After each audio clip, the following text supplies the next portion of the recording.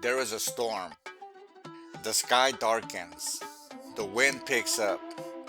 Rain pelts the surface of a pond, distorting every reflection into a chaotic dance of ripples. Then it passes. The clouds part. The wind settles, and the water becomes still and clear once more, perfectly reflecting that blue sky and the trees along its bank. The storm changed nothing about the fundamental nature of the water.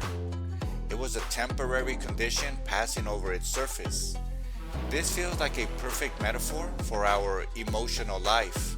Joy, grief, anger, peace, anxiety, love. They rise and fall, shift and change, with an intensity that can feel all-consuming.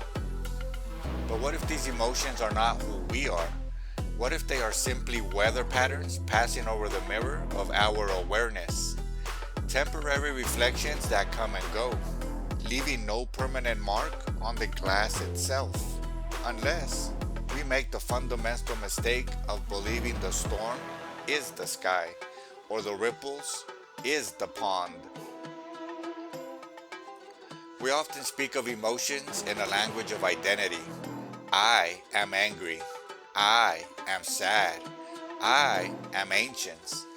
In that phrasing, we fuse our sense of self with the passing weather. We become the storm. And when the feeling is intense, especially the difficult ones, it feels absolute, as if it will never end, and as if it defines our entire being.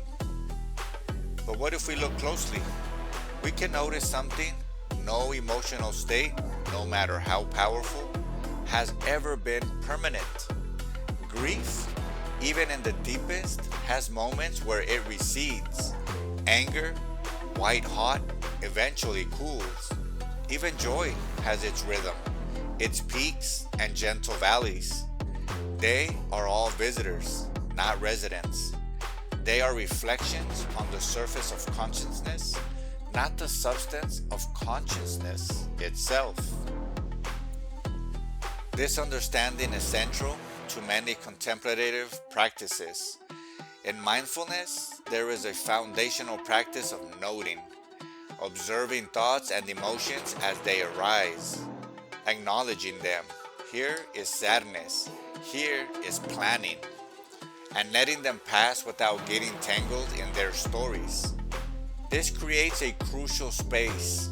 It's the difference between being caught in the thundercloud and being the sky that holds the cloud. The sky is not harmed by the storm. It is the space in which a storm occurs. Similarly, awareness is not damaged by anger or grief. It is the space in which these emotions are known. The practice is to rest as the sky, not to become the weather. Neuroscience offers a fascinating parallel. Emotions are complex physiological and cognitive events. They involve the amygdala, the prefrontal cortex, the release of hormones and neurotransmitters. They are electrochemical storms in the brain and body. They have a beginning, a middle, and an end.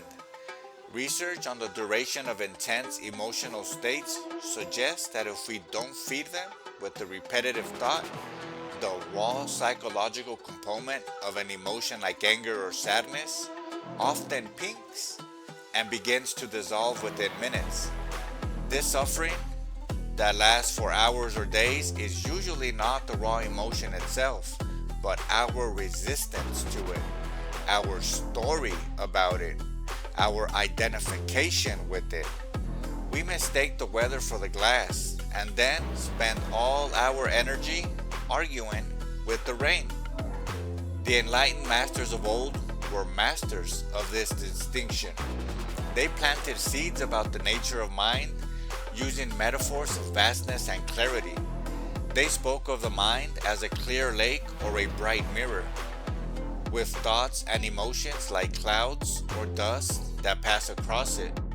The goal was never to stop the clouds, but to know the sky. They thought non-attachment as a cold indifference, but as the ultimate freedom.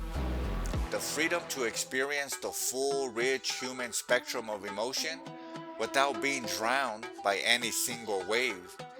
To feel the searing heat of anger fully, yet know it is a fire in the fireplace, not the house burning down. To feel the profound ache of grief, yet know it is a deep wave in the ocean, not the ocean itself drying up.